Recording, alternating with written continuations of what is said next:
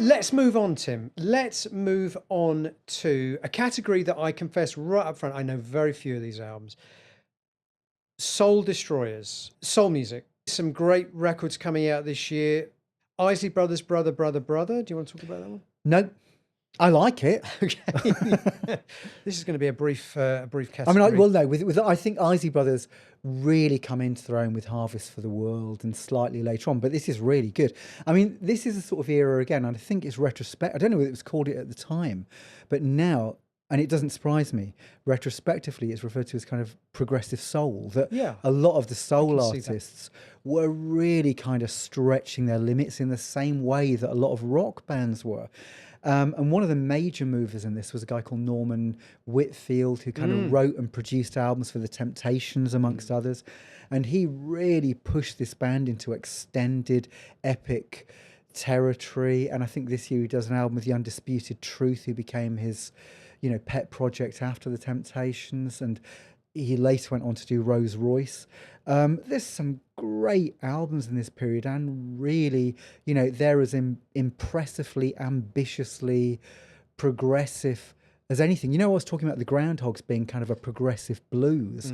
There was definitely a progressive soul where it doesn't really share very much with Genesis, yes, King Crimson, but there's a certain modus operandi that's shared. This idea of stretching songs the music become to the longer, limits. the themes become more complex. The tracks don't follow the traditional 3-minute not at all. form. And artists are also taking control of their production. So we said Stevie Wonder takes control. Marvin Gaye's soundtrack this year, Trouble Man, first album that he's produced himself. And again, he's fusing funk, he's fusing jazz. Fascinated with synthesizers. Great use of synthesizers on that album. And so all of these bands are playing as well with the possibilities of technology. And then you've also got artists like Gil Scott-Heron. I think he does a wonderful album, Free Will, which is a real transition. First half of the album is where he suddenly introduced this wonderful soul jazz ballad voice that he has. And, he is a great singer. He's in that tradition of Billie Holiday, Nina Simone, Otis Redding, such a rich voice. So the first album is full of just beautiful, beautiful songs, and with arrangements and playing by a guy called Brian Jackson, flautist, jazz musician. The second side is much more coming out of kind of Last Poets, where it's percussive, recorded live, him reciting poetry, because he started off in that kind of Last Poets, working to rhythms, but you've also got Brian Jackson improvising over it as well. So the first side is like a suite of songs.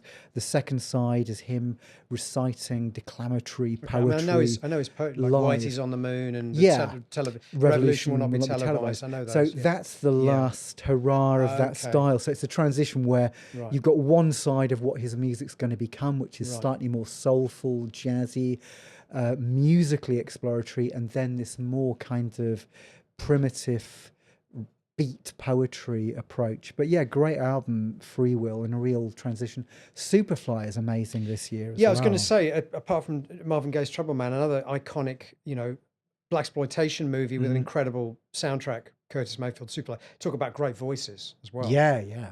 Phenomenal voice. I think Marvin's probably my favourite of all of them, but some of these guys come close, and I think Mayfield might be the one who comes closest to Marvin Gaye's effect. But another interesting thing as well is that a lot of these albums, including the best-selling album in America apparently in 1973, The World's a Ghetto, that a lot of this is kind of coming out of ghetto culture, almost kind of 2 or 3 streets in New York or LA or what have you, in the way that in the era of hip-hop they became huge as well. But you've got a lot of ghetto culture coming into the mainstream, and a lot of these artists like Marvin Gaye, Curtis Mayfield, War, dealing with quite interesting state of the nation political issues. And that's, to be fair, that's where they would be very different to the actual progressive rockers who are off with the fairies mostly, aren't they? To an extent, although as I've said, Gabriel, get them out by Friday. It's a Guardian article on housing, and Selling England by the Pound, apparently. Social commentary. That was actually a slogan by one of the parties in one of the elections around that time. Okay, so I just always think they had the finger on the pulse. I always just think of that Lamb Lies Down on Broadway. Yeah, but I think of Jethro Tull. I think, if you listen to Aqualung,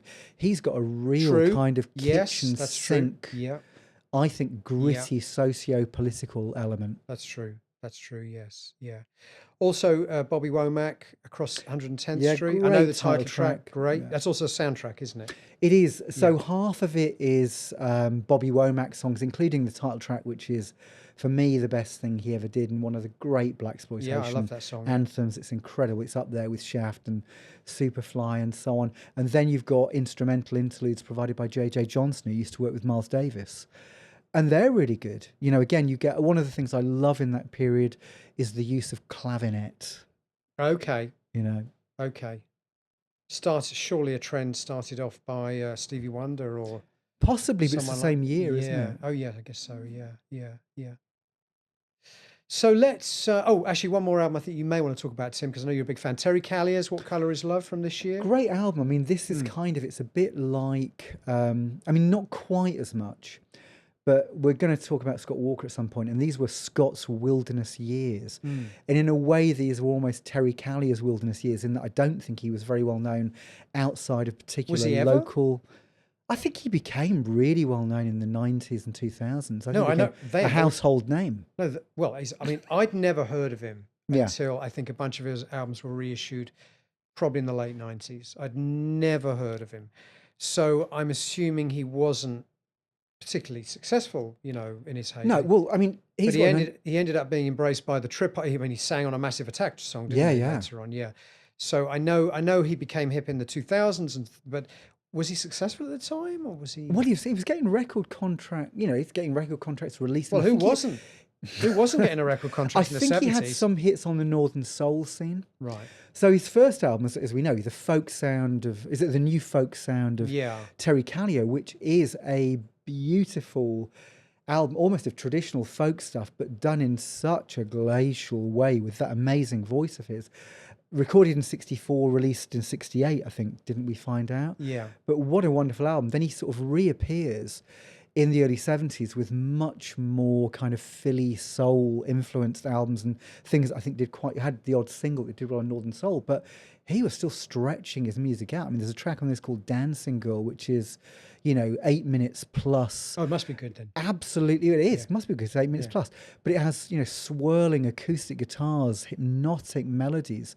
It's really ambitious. You know, there's some great material that he's working on during this period. And the title track, What Colour Is Love, is, you know, just an amazing ballad. And his voice, once more, you know, has that kind of ageless Karen Carpenter genius. So I guess it's a neglected period for him, but really good albums. Well, you mentioned Scott Walker. The next category actually is our uncategorizable character. The music is outside. The music that we couldn't really figure out how to shoehorn it into any of the other categories. And actually, before we talk about the Scott Walker album, I want to talk about an album that, in fact, interesting, for the first time, as you know, we opened this up before we recorded this podcast today. We opened it up, told people we were doing 1972, opened it up for suggestions.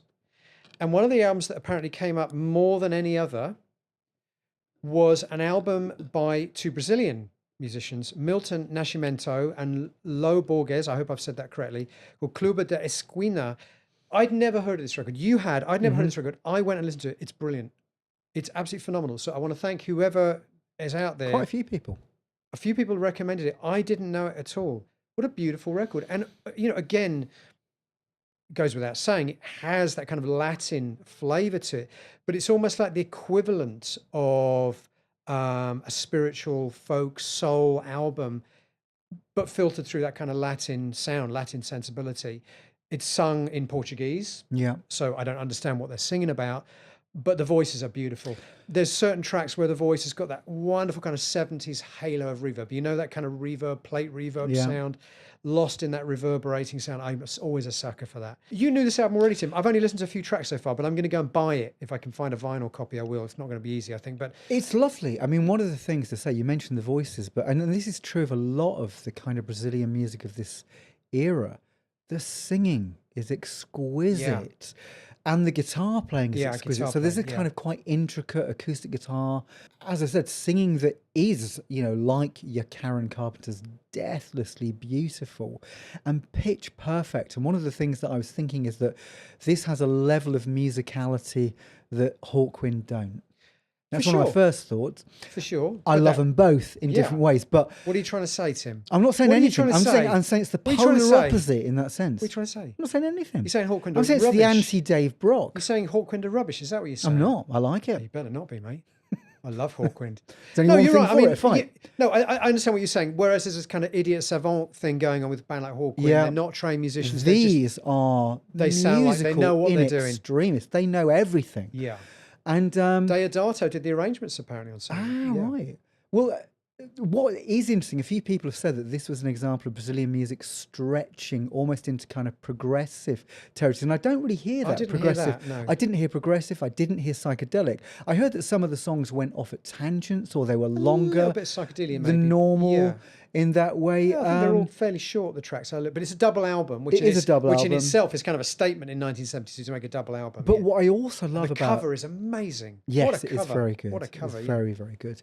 And what I love about Brazilian music of this period is beyond its exquisite musicality, these singers for the ages, is that it exists in its own kind of Brazilian bubble that I don't hear very much outside of this. You can actually hear traditional musics in it. So I'm hearing, Yeah. Habim. Completely. This is all, I Bossa talk nova, about groundhogs as being progressive blues. Perhaps in that sense, this is progressive bossa nova, that this is the progressive mindset Well, we have to be applied Yeah. to Habim. We have to be careful here, Tim, because we're talking about Brazilian music, and obviously the only thing we know about Brazilian music is probably bossa nova. So the temptation was to compare. But I also heard that too. Yeah. I hear that there must be You hear the traditions. the tradition of Brazilian music, Yeah. including bossa nova, We're of gonna be which Jobim is an example. Yeah. Or Joe Beam, however you say it. Yeah, I Ellis Regina, all of those. I definitely heard that. That, as you say, the guitar style. So whereas a British folk artist will be doing the folk finger picking, here Yeah. it's the kind of bossa nova Yeah. pluck, which is very much the hallmark of the guitar playing. Beautiful record, absolutely beautiful. So thank you to our listeners for suggesting that record, which I'm definitely going to try and track down, if only for the cover, which is stunning. Scott Walker. Now you alluded Yeah. to this earlier, Tim. I'd never listened to this record before now. I was very surprised how much I liked it, because this is, by popular opinion, this is Scott Walker at his artistic Yeah. nadir, the mid-70s. That run of classic albums in the late 60s ending with Till the Band Comes In.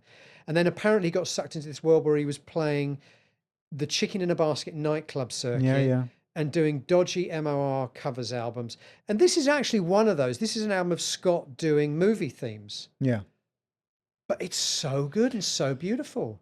I love it. I Yeah. mean, again, it's one of those albums I discovered a few years back, and I think it's one of the last Scott albums I discovered because it's considered the wilderness years. It's considered him at a nadir, artistically and personally, that he's drinking himself senseless. He's painting and a He's decorating. painting and a He's decorating. playing the Chicken in the Basket circuit. Oh, God, he's playing the chicken in a basket circuit in Doncaster, and then with not a bow liking tie. it. With Yeah. a bow tie on right after Spit the Dog. Yeah, and this is it. 3 years earlier, he's had Yeah. #1 albums. He's got his own BBC been a TV pin-up. show. He's been been a a pin-up. pin-up. Yeah. Now he's playing Chicken in a Basket, Doncaster, Wakefield. They're not liking it. They want Leeds United on Match of the Day. Opening for Orville the Duck. Exactly. Wearing his bow tie and Yeah. painting and decorating during the week. This is it. It's like, fuck off, get Billy Bremner instead. But he's made this beautiful record of movie themes. And like, listen, he is beautiful. The thing is, his singing's great. The the arrangement's voice, great. yeah. His selection of material from films of the day, because I've got the album and it's got, of course, one of these classic sleeve notes of, Scott, he's a moviegoer. He loves the films. So he was choosing his favourite films as if Scott himself thought about this. Scott was out of his mind on, I don't know, whiskey. Maybe Fumes from his painting. Fumes from his wallpaper paste. Maybe some Newcastle brown ale. Putting some wallpaper up Yeah. and he got high on the fumes from the wallpaper. Well, have you paste. seen one of the covers of the mid-70s Walker Brothers albums? And he's there, and he's looking quite jolly, and he's got Newcastle brown Oh yeah, ale. Night Flies. Yeah. Yeah, So yeah, it's, he's on the it's not front. Night Flights. No, it's the one before that. Oh, No I think. Regrets. Yeah, yeah. Is it No, Is it Regrets? I No think. Regrets. Yeah, It's got so maybe he's out of his head. Newcastle brown ale. But by God, his singing's amazing. The selection Yes. material is really good. The arrangements. This is not phoned in. And if it is phoned in, They've got the I'd talent of the rather gods. have Scott phoning it in than Yeah. almost anyone else trying their hardest. Yeah. It's melancholy, rich, beautiful. You know, it's a kind of post Sinatra, Andy Williams MOR album for the early 70s. You know, he's not carrying on Scott 3, Scott 4 till the band, which I know, you know, that probably ended his creative career for a few years.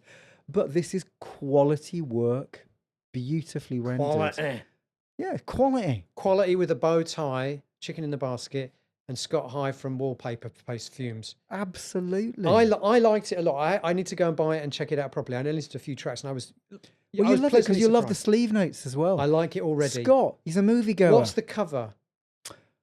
of the one I've got, because I think there are a couple of them. But Is it Scott leaning against a lamppost outside No, the the cinema? one I've got, I think there are a couple. Shame. This one has actually got, I think I've got the contour version, which was the budget version. Yeah, I love it. And it's Scott singing, I think, in Bingley. Love it already. Right, Sooty and Sweep are on after him. Yep. Brilliant. Rochdale, live at the Rochdale Arcana on a Tuesday night. Yeah, Scott introduced by Cyril Smith. Scott Walker sings You the Moviegoer. Okay, brilliant. Other records this year that we find uncategorizable. Kevin Coyne's Case. We've talked a lot about Kevin Coyne. We love Kevin Coyne on the show. Good debut. He's there. Great debut album. He's right there out the gate, isn't he? Johnny Cash, America, a 200-year salute and story. I'm famously not a Johnny Cash fan on the show. Simpson, you are our Johnny Cash expert. Where does this fit? Well, is this Johnny's wilderness years? I don't know, but this is Johnny's mad conceptual years, and he does quite a few weird rambling concert albums. This one I think is his attempt to tell the history of America in song and poetic interludes. So you have his amazing speaking voice in between where he's giving you a history lesson on the birth of the American Constitution and the birth of America, and then you'll get flashes of songs, traditional and his Do we get own. a bit of the Star Spangled Banner thrown in at some I think point? you might do at one point, and it does. The cover is him with the Stars and Stripes, of Love course. It would fit right in with the Donald Trump campaign right now, wouldn't it? Annette Peacock, I'm the One. She's a fascinating artist, isn't she? She is. Annette Peacock. I don't like this album very much, but it's very odd. How would you describe this, Tim? It is difficult because she was married, wasn't she married to Paul Bley? Paul Bley, at one yeah, after point? Carla, yeah. And she comes from quite an avant-garde background, a jazz background. I know this album less than her others. I know because she worked with Bruford, and Bruford appears on some of her albums, and those used to be quite cheap in the late 70s. So I know her kind of like Song X style albums. Extremes. Yeah, I have that one. I quite like that one. This one I'm less fond of. I listened to but it's interesting. It's interesting. I think that's the point. It's very interesting. I don't really like it, but it's very unique. Well, do you know who sort of makes albums a little like this around this time as well, although not as soulful? There's a great album, I think it's called Sunset Glow, I might be wrong there, but it's Julie Tippett's. Okay. And she sort of combines jazz, soul, balladry, but with real avant-garde jazz elements. And she has the cream of the British free jazzers, because of course she was married to Keith Tippett, you know, so...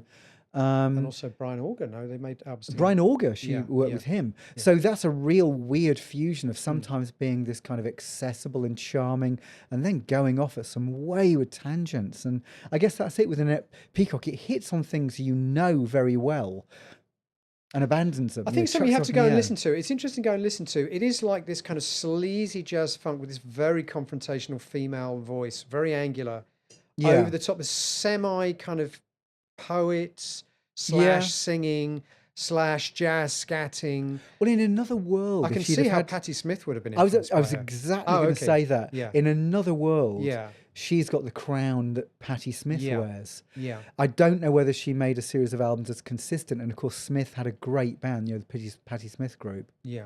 Captain Beefheart, 2 albums this year. Another artist that put out 2 albums this year. Spotlight Kid, Clear Spot. They're Captain Beefheart records. I like on the them. more accessible scale, aren't they? Slightly more accessible. He's toned it down from Try Out Mask and Lick My Decals Off, but they're good. They're good records, but they're kind of in some way stereotypical Captain Beefheart records. But they are good. They are good. Now, let's get to some meat here, Tim, in this category. Todd. We like Todd. Now we've been very hot and cold on Todd on this podcast. When we've talked about albums like Wizard of True Star, we've waxed lyrical. When we've talked about Utopia's Ra, we've had to conclude Mm-hmm. not so good. This is a phenomenal record, isn't it? Something Anything. Another Yeah. double album, Mm-hmm. ridiculously eclectic, with songs that have become standards, if not by him, by other artists. Things like Mm-hmm. Hello, It's Me. Yeah, yeah. I Saw the Light. Most people of a certain age would certainly recognize those songs. Well, I think I Saw the Light is still used on so many kind of Netflix and Amazon Prime I productions think as well. Hello, It's It's Me still, as well. you know, Yeah. yeah. But again, in some ways, this is like, feels like a Wizard of True Star. We talked about one of the very first episodes, which I think takes the prize, I think, for the most experimental, most ambitious, most eclectic Todd record. Mm. But this is the album before that, and it's a double album, of course, which immediately endears us to us. We love double albums, don't we, Tim? We love albums where artists are allowed to just sprawl out in all Yeah, yeah, yeah. directions. So he's doing that in a classic Toddy way, and phenomenal songwriting. Everything from heavy rock to beautiful soul ballads to experimental pieces, sometimes within the same song, actually. Yeah, I mean, there are probably sort of 2 or 3 albums you could pull out of it, and one of them, weirdly, is, in this, you've got a singer-songwriter album that Yes. matches Carole King's Tapestry and Yeah. early Laura Nyro. Yeah, well, he was a big Laura Nyro fan, wasn't But he? compared to Yeah. Laura Nyro, he's got the Carole King earworms, like, as we said, I Saw the Hello, It's Light and Me, so on, yeah. Hello, It's Me. And I think that, he could have released a brilliant, timeless, conventional singer-songwriter album that would have torn the charts apart. Yeah, I think he was just too curious about what he could do musically to settle down and make that kind of crossover record. I mean, the closest he ever came to making that record was when he produced other artists, like Yeah. Bat Out of Hell. I mean, created a monster there. But Well, obviously, weirdly, he's maybe more focused with other artists. He's trying to get to the essence of what the artist is. yeah, And then, XTC. XTC being Yeah. example, Patti Smith, I think the album he did Yeah. with her, Wave, is great, even though it's not highly rated. But I think he's almost getting to the essence of the group and saying, right, this is what you are, this is what you do. So he's a really good guiding hand as a producer. This album sounds good as well, because we sometimes criticise some of his productions for sounding a little haphazard, but this sounds good. Well, I don't know if he recorded this one in the same way he did A Wizard of True Star. He recorded at home. I think so. 3 sides of this album is Todd on his own with nobody else. The 4th side is him with a band in the studio. I think the first 3 sides are again in his home studio. Yeah. Right. So the drum sounds sometimes are pretty rough, like his one microphone. But his voice sounds great. The his piano voice sounds is always great. yeah. Even when it doesn't sound great, it doesn't matter. It's his aesthetic. It's his sound. Well, he's got a real flair for melody, and in some ways, Yeah. Harry Nilsson, who did do an album this year, which isn't my favourite of his, but he's got that level of versatility and vocal talent almost, I think, Todd Yeah. Oh, Rundgren. for sure. Yeah, his arrangements for voices, harmony voices, and stuff like that. Just a real prodigy, and I mean, he's still Yeah. very young. And the thing is, Something Anything, which it's Something Anything Yeah. in a way, but if anything, he gets more wayward after this. Obviously, A Wizard of True Star, but Yeah. then Utopia, then his experiments with Todd after- electronics. Yeah. I mean, one of my favourite albums of his is Healing, which I don't think we've ever Love discussed it. that one, but No. his electronic album. Love it. Yeah. We love Todd. Not everything, but we love the fact that he made all these different albums. You know what I mean? Sure. I think that's one of the beautiful things about Todd. You look at his career as a whole and this endless sense of searching for new things to do, new things to try. This is what kind of fascinates me, because obviously, both of us would have been too young to know how it was received, but how was it received that he comes from the Nas, a kind of post-Beatles pop band, into this kind of almost Laura Nyro singer-songwriter, and with this album, he hits mainstream pay dirt to an extent, and then does A Wizard of True Star. How do fans react? How do critics react? How do radio stations react? Well, it would have been less easy to tell at the time, wouldn't it? Because nowadays we have the immediate kind of mirror that reflects everything back at you of social media. And in those days, reviews and sales. All right. And how many people bought tickets to shows? I guess they were the barometers. And of people were success. putting out so many albums that in a way it's almost like, oh, if you don't like that, I've got this. Yeah, well, we talked about that. Yeah, Yeah. Another one 6 months down the road. And in Todd's case, definitely that was the case. Very prolific, prolific guys. Just a couple of other entries in this category. Osibisa, they released their, I think, 3rd album this year, Heads. Osibisa, I don't know how familiar you are with them, Tim. I really like Osibisa. It's, again, we talk about the influence of progressive ideals on other forms of music. this is an Afro rock band, you Yeah. know, and they had Roger Dean artwork. So a lot of progressive rock fans ended up buying Yeah, Osibisa yeah. albums because they had Roger Dean artwork, and they're probably disappointed they didn't get a sort of symphonic prog thing. But there is something very progressive and very ambitious and experimental about them. Yeah, totally. They're a rock band. They're a traditional African band. They're using synthesizers. They've got ambitious creative production, sound design elements in their sound too, and very unique in the musical landscape at the time. Totally. Yeah, and I really like their early Yeah. albums, and they do have a sound. I mean, arguably, they don't really progress beyond that sound. A bit like Right. Fela Kuti. Right. You've got the album. I mean, Fela Kuti, I think in some ways almost hones his sound and hones his sound. Yes. There are little differences, but yeah, Osibisa have got this sound, and you're right. It's almost like a kind of progressive Afro beat, Afro rock, but really interesting, Yeah. interesting stuff. And they're obviously playing this. They're playing the same clubs that all the rock bands are playing. So they're Yeah, introducing yeah. this music. You know, I don't know. One day they might be opening for Black Sabbath. Next day, I mean, that's the beauty of a band like this. They could have probably opened for any number of different artists. And people would have been intrigued. People would have been intrigued, yeah, and still Yeah. are. I think, you know, when you hear Osibisa, it's not a sound you'll recognize immediately. As it's never become an archetype, has it? That No. sound. It's very unique at the time, and it still sounds. But yeah, but it's a fascinating time, and sometimes I think, you know, were we imagining this? But actually, retrospectively, I've kind of got or found or been given old copies of Melody Maker or rock magazines, and you look at rock magazines in 1969, Melody Maker, and it really does cover progressive, psychedelia, blues, folk artists, jazz artists. Maybe there's a piece on Stockhausen within, you know, the whatever 40 pages of your Melody Makers in 69 to even 77. It covers so much ground. If you're a curious music fan, you find this. So Osibisa supporting Yes and John Martin supporting Yes, it's not a shock. And I think that by the late 70s, even though for both of us, the late 70s, early 80s is one of the most exciting periods of music making, certain things have been lost. Little bit, although I remember buying sounds in the late 70s and you'd have the Police, Supertramp and Saxon in the same edition, you know. But I think certainly nowadays, Yeah. it's all about specializing in a very narrow niche. Otherwise, you won't sell your magazine. Yeah, you have your classical magazine, your Yeah. jazz magazine, your Rock world magazine, music your heavy magazine. metal Exactly. magazine, and I do miss that. You know, I miss that one publication being able to cover this very broad church of musical Completely. styles. Yeah, Yeah. because you would find yourself introduced to stuff that you didn't think you were going to. Well, this is it. The only reason I mention it here is because could Osibisa have happened in 1980? Could they have happened? I mean, maybe if they've had a kind of a new wave edge. I think they could to have. it, I think rhythmic they edge, could have. but- I mean, there was kind of African influences in music. You know, in Well, the Talking 80s. Heads, famously, of course. You know, yeah, My Pig Life Bag in the and Bush stuff of like Ghost, that. You know, Barney, but as you say, it mutated into something different by then. It was less rock. It was more new wave and stuff. So I think Yeah. it's yes, it has been. I'm just wondering if this was kind of it was the perfect time for a band like Osibisa to thrive and get Now, great support. Then, I'm saying, sorry, then. Yeah, possibly. If a band like Osibisa came out like now, I think they could potentially blow some minds. They would still sound like nothing else anyone had Yeah. ever heard before. And that's the fascinating thing about a band like that. So much like, you know, we talked about some of these musical styles having almost become archetypes in themselves. That one hasn't really, has it? No. Osibisa still sound like nothing else you'll have in your record collection. And would today if they came out today. Indeed. Same with Mark Ullman, too. So Mark, I'm to.